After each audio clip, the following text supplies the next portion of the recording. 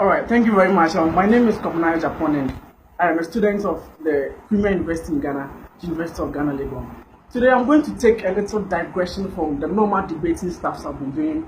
I'm going to engage your conscience about an issue that has generated lots of controversies among numerous political pundits, economic pundits, stakeholders, and some dissident Ghanaians.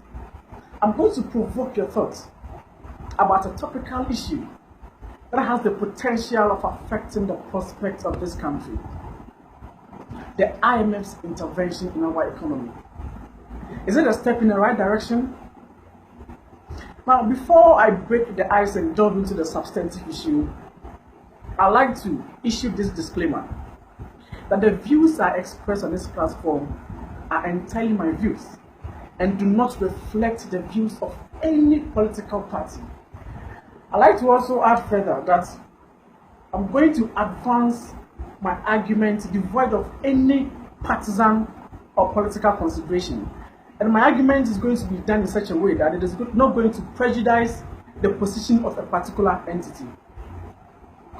Now, one thing we have to know as ordinary Ghanaians is that there are a lot of things that goes on behind the scenes within the body politic of this country, of which we as ordinary citizens are not privy to. One may ask, why IMF? Do we need IMF at all? I believe we are all witnesses to the macroeconomic indicators in our economy. Talk about the inflation rate, the unemployment rates, the exchange rates, and interest rates.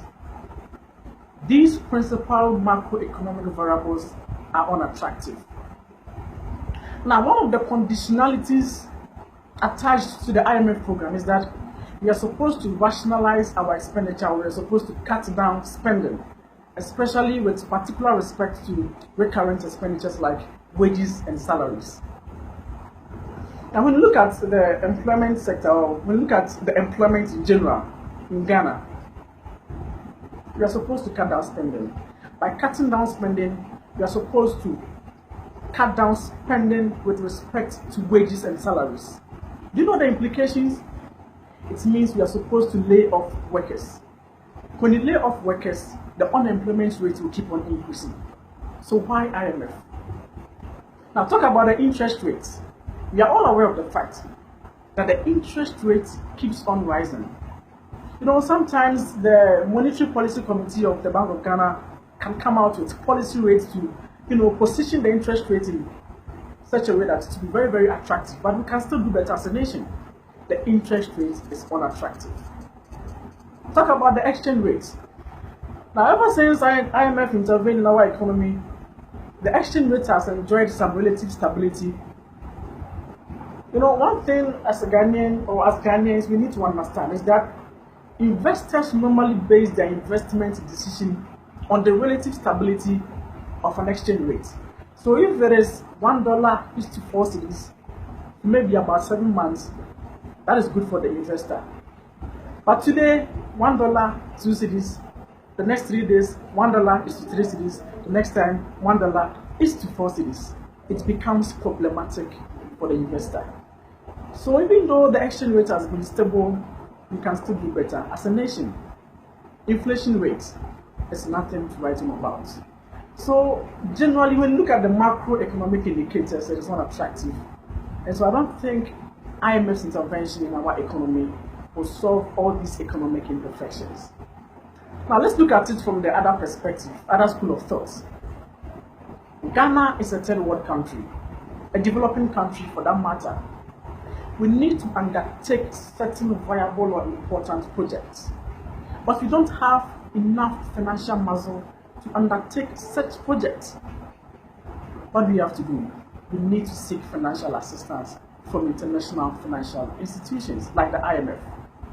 Now, if my memory serves me right, somewhere in 1960, somewhere in 1970, the International Bank for Reconstruction and Development, otherwise known as the World Bank, offered financial assistance to Ghana to undertake certain important projects. Akoso Down is a typical example. And I believe perfectly that the IMF has replicated this effort somewhere along the line. So because as a country we don't have enough financial muscle to undertake certain viable projects, there is the need for external assistance. Now, one may argue that we have money, but it has been appropriated by our political officials. That is completely outside the domain of my analysis.